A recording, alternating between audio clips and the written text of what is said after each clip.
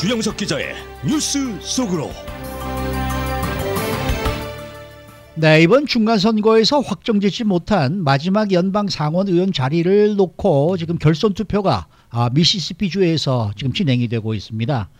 이제 아직 일부 지역 결과가 미확정이지만은 전체적으로는 민주당이 압승을 거둔 것으로 평가가 되고 있죠.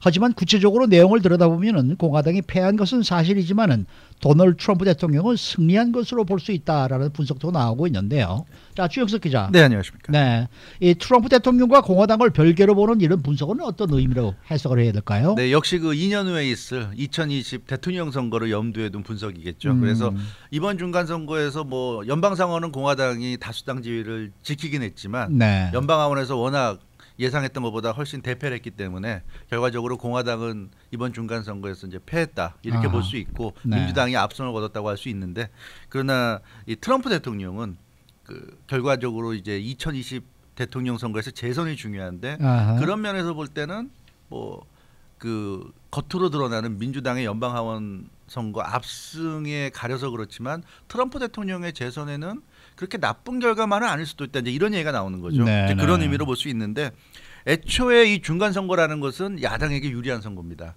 그 미국에서 공화당과 민주당의 양당 체제가 굳어진 후에 28번의 중간 선거가 치러졌는데 그중에 26번, 그 두 번을 제외하고는 다 야당이 이겼고요. 네. 그 여당이 두 번 이긴 것이 이제 프랭클린 루즈벨트 대통령 때와 조지 W 부시 대통령 때인데, 네. 아시다시피 루즈벨트 대통령 때는 2차 세계 대전이 있었고 그렇죠.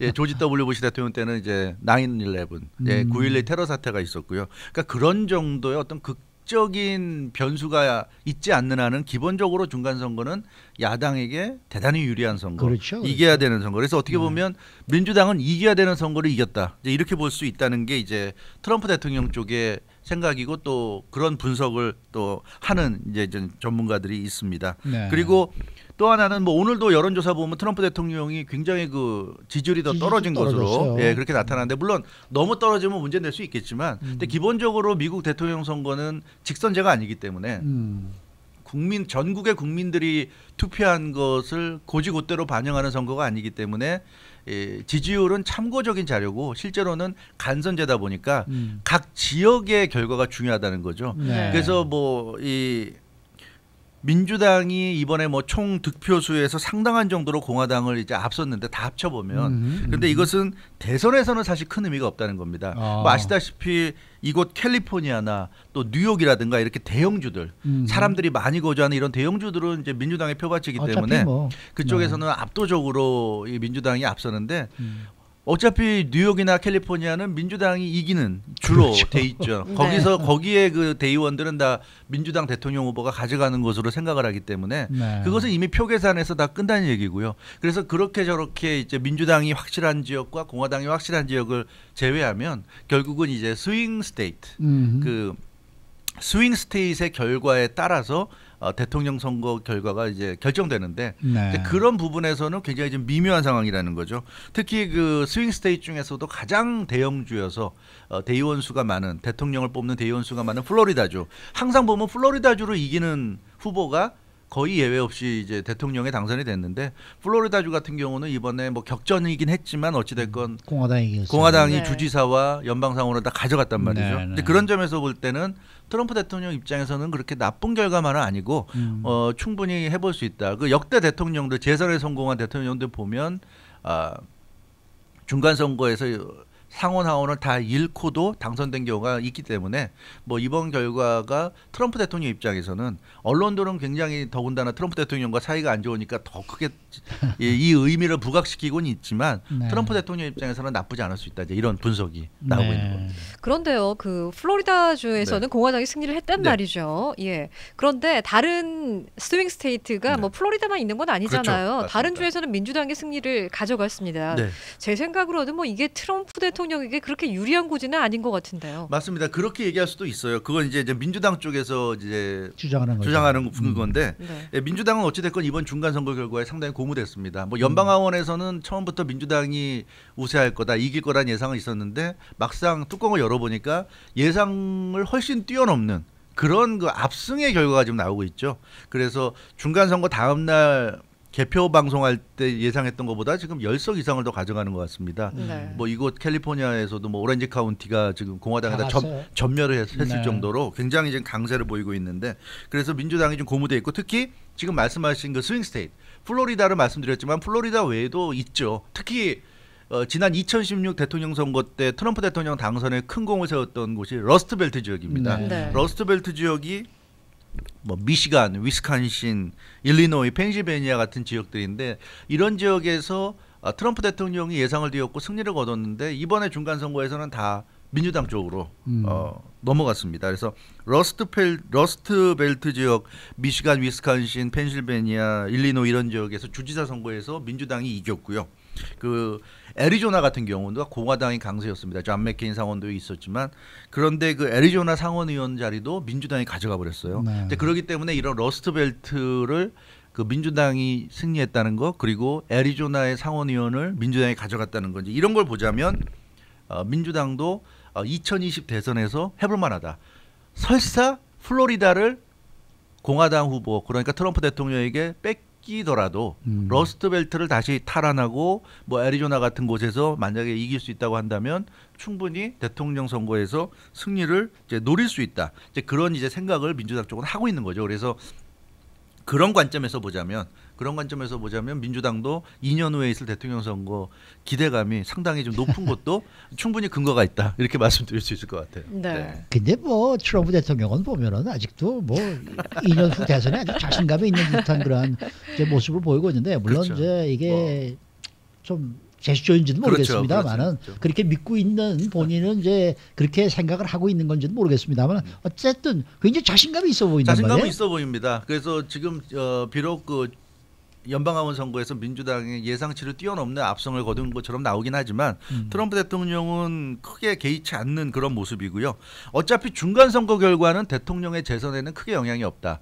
뭐 거의 대부분의 언론들이 중간 평가라고 얘기를 하고 있지만, 중간 평가는 중간 평가고 결국 2년 후에 있을 본선 대통령 선거에서의 결과가 중요한데, 그 선거에서 자신 있다는 얘기인데, 실제로 조지 W 부시 대통령이나 바락 오바마 대통령이 이 중간 선거에서 패배했음에도 불구하고 재선에 성공하는 이제 그런 경우가 있었고요. 그리고 이 연방하원 선거는 어차피 인구수에 따라서 의석이 배분되는 그런 선거이기 때문에, 그렇죠. 그러니까 그냥 파퓰러 보트거든요. 그러니까 더 많은 표를 득표한 사람이 이기는 선거니까 민주당이 유리한 선거였고, 앞서 말씀드린 대로 뭐 캘리포니아, 뉴욕주 같은 데서 대량으로 그 민주당 후보들이 당선이 되다 보니까 네. 이제 이렇게 됐는데, 대선 같은 경우는 좀 다른 거죠. 그래서 스윙 스테이트에서의 승부의 결정이 난다. 그래서 트럼프 대통령은 요즘도 보면 계속 스윙 스테이트 공략에 엄청나게 공을 들이는 거죠. 네. 지금 뭐 GM이 북미 네. 5개 공장을 비롯해서 7개 공장에 문을 닫는다고 그러고 일자리가 10,000개 이상 줄어든다고 하니까 트럼프 대통령이 곧바로 지금 반발하고 있지 않습니까? 난리가 강력하게 났죠. 지금 네. GM을 질타하고 있는데, 그 이유도 러스트벨트 지역, 뭐 미시간이나 오하이오 같은 지역에서 공장을 닫는다고 하니까 트럼프 대통령이 지금 노발대발하고 있는데, 그 이유는 이 GM 같은 그 미국을 대표하는 기업을 살림으로써 네. 일자리도 창출하고 미국 경제를 더 좋게 만들고, 그럼으로써 그 러스트벨트 지역을 자기가 이제 표밭으로 다 삼으려고 하고 있는데, GM이 그런 자신의 어떤 그 전략에 좀 방해를 하고 있다, 회방을 놓고 있다. 물론 네. GM이 어떤 정치적인 목적을 갖고 그런 건 아니겠지만, 아니겠지만은. 예, 어찌됐건 트럼프 대통령 입장에서는 그래서 이런 그 강력하게 좀 단호하게 GM을 지금 압박하고 있는데요. 네. 이제 이런 걸 보더라도 트럼프 대통령은 역시 그 러스트벨트나 이런 곳에 대한 그런 공약이라고 그럴까요? 그런 대책을 아마 앞으로 대통령 선거가 있을 2020년 11월까지 2년간의 남아있는 기간 동안에 심혈을 기울 것으로 보인다. 그러니까 트럼프 대통령은 전체 국민들, 미국 전체를 아우른다기보다 자기 대선에 관계가 있는, 자기 대가 대선, 그러니까 재선을 하는데 도움이 될 수 있는 그런 주에 특화된 그런 정책을 펼 가능성이 대단히 높다, 이렇게 말씀드리겠습니다. 아이고, 이거 캘리포니아주도 산불이 그렇게 나니까 한번 왔지. 언제 한 번 왔었습니까? 그쵸. 바로잖아요. 좀 여기 뭐 와봐야 무슨 소용이 있어요. 다른 그 남부 지역이나 동남부 지역의 어떤 그 저 허리케인이라든가 이런 재해가 났을 때는 굉장히 관심을 나타내고 네. 네. 빨리 가보고 이러는데 캘리포니아에 대해서는 상당히 좀 냉정한 듯한 느낌을 받을 수밖에 없습니다. 네. 지금 뭐 다음 대선까지는 시간이 한 2년여 정도 네. 남았단 말이죠. 네. 그렇기 때문에 그 시간 안에 여러 가지 변수는 분명히 있을 수 있어요. 네. 어떻게 보면 네. 지금부터 본격적인 레이스가 시작됐다 이렇게 저희가 생각해도 되는 거 아니겠습니까? 바로 그 점이죠. 뭐 2년 동안에 시간이 굳어 있는 게 아니기 때문에요. 앞서 제가 말씀드렸던 여러 가지 부분들은 그 앞으로의 2년 동안에 이 트럼프 대통령과 민주당 쪽 싸움을 우리가 생각할 때 하나의 좀 현재의 모습이고요. 그 현재의 모습이 그때까지 이어질지 모릅니다. 그러니까 예를 들어서 러스트벨트 같은 경우 지금 민주당이 대부분의 러스트벨트에서 승리를 했는데 그 러스트벨트에서 승리한 것이 2년 후에도 계속 지켜진다.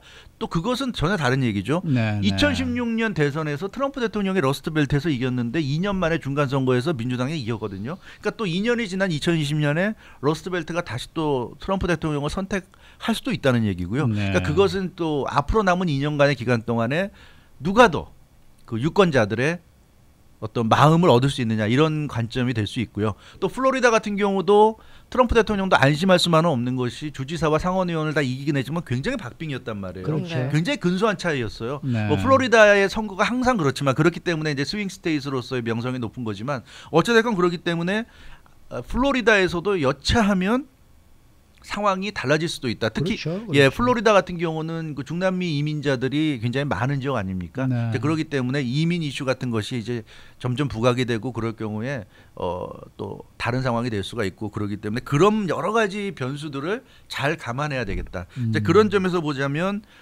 지금부터가 이제 새로운 싸움의 시작이다. 민주당 같은 경우는 이제 연방하원을 장악했기 때문에 연방하원을 중심으로 해가지고 트럼프 대통령의 어떤 각종 의혹들, 문제점 이런 것들은 이제 파헤치겠다고 벼르고 있는 상황이고요. 물론 낸시 펠로시 이제 차기 하원 의장으로 유력한 그 하원 원내대표 같은 경우는 아직은 좀 조심스러운 말을 하고 있지만 아마 내년 1월 이후에 새로운 원이 구성이 되면 겁니다. 굉장하게 몰아붙일 것으로 보이고 있고요.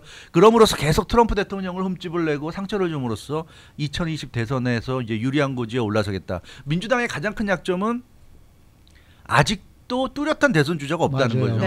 뭐 버니 샌더스나 조 바이든 뭐 이런 인물들은 70대 후반의 나이여서 너무 나이가 많아서 좀 그렇고요. 물론 이제 피터 오르크 같은 이제 새롭게 부각되는 젊은 백인의 잘생긴 그런 정치인들이 부각이 되고 있는데 아직은 좀 검증이 덜 된 그런 인물이라는 점에서 민주당도 안심할 수만은 없기 때문에 아마 2년간의 기간 동안에 트럼프 대통령을 계속 공략을 해가지고 더 지금보다 어렵게 만들어서 그래야 누가 민주당의 후보로 나오든 간에 트럼프 대통령과 해볼 만하다 이런 생각을 할 것으로 보이고 반면에 트럼프 대통령은 지금 말씀드린 대로 플로리다 같은 그런 중요한 스윙 스테이트의 기반은 계속 다지면서 이번 중간 선거에서 민주당을 택했던 러스트벨트나 이런 대통령 선거에서 승리하기 위해서는 반드시 잡아야 될 그런 지역에 대해서 굉장히 공을 들일 가능성이 높고요. 그런 차원에서 보자면 지금 중국과의 무역 전쟁, 이 무역 전쟁에 더 강공 드라이브를 펼칠 수도 있다. 그래서 중국을 압박해서 항복을 받아내야 그런 어떠한 결실이 러스트벨트 지역의 혜택으로 돌아갈 수가 있고 그럼으로써 자신의 이제 대선에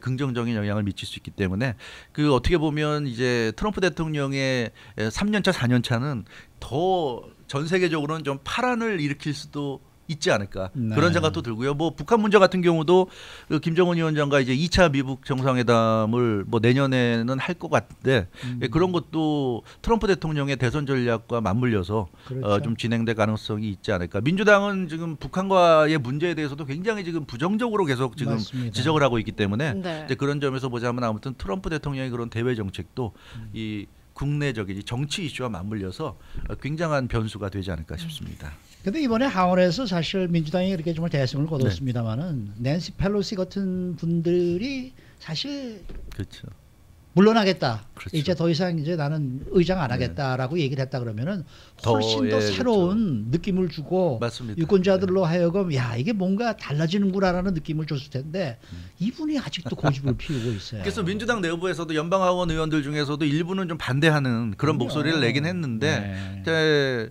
아직 바뀌어야 되는데요. 그게 이제 민주당의 약점인 것 같아요. 아직도 그 네임드라고 하죠. 명망 있는 그 전국적인 인지도가 있는 그 나이 많은 그런 정치인들이 아직도 물러설 기미를 보이지 않고 있는 게 어떻게 보면 민주당의 좀 약점이 될 수 있지 않을까. 네, 그런 생각을 좀 힐러리 클린턴이 다시 나온다는 얘기가 나오지 않습니까?